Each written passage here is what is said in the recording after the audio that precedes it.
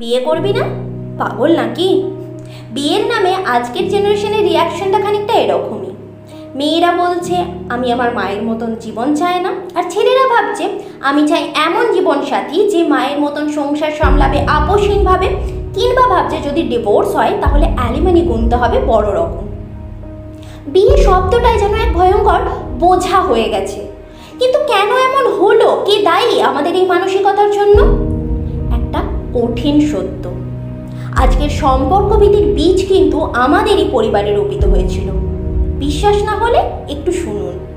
1947 থেকে 1965, যাদের আমরা বলি বেবি বুমার জেনারেশন, তাদের সময়ে বিয়ে মানে ছিল চোখ বন্ধ করে মানিয়ে নেওয়া, না পেরে মুখ বুজে থাকা।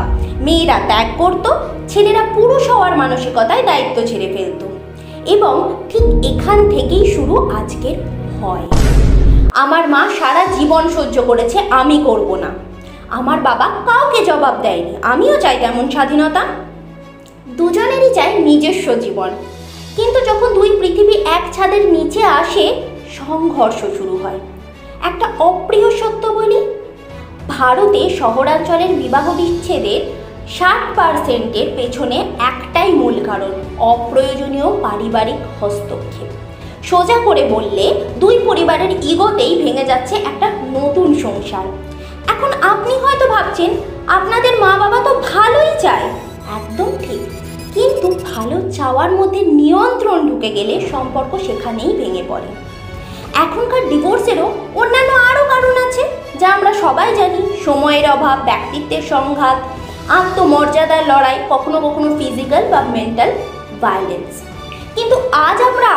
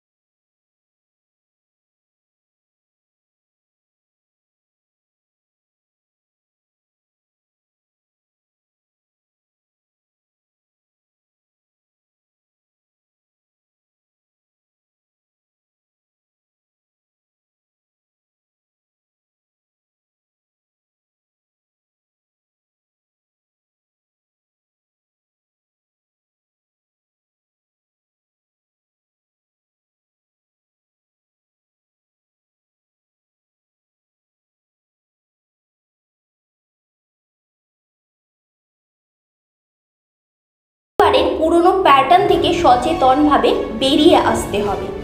সবচেয়ে বড় কথা, ডিভোর্স কোনো ব্যর্থতা নয়, এটা একটা সম্পর্কের ইতিমাত্র, যাকে আমরা জীবনের একটা ইতিবাচক শিক্ষা হিসেবে নিতেই পারি, একে অপরকে দোষী না করে।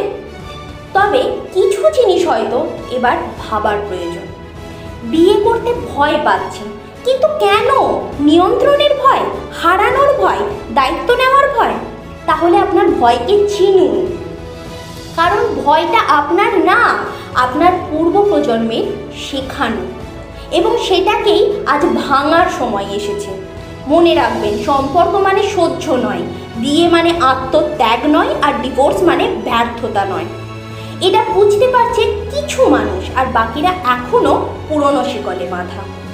অবশ্যই সম্পর্ক কখনো দুটো পরিবারকে বাদ দিয়ে হয় না, কিন্তু সম্পর্ক বাঁচাতে মাঝে মধ্যে সীমারেখা টানাটা খুব জরুরি। এটাই হলো সম্পর্ক রক্ষার আসল ব্রেক থ্রু। তাহলে আজ একটা সিদ্ধান্ত নিয়েই নিই,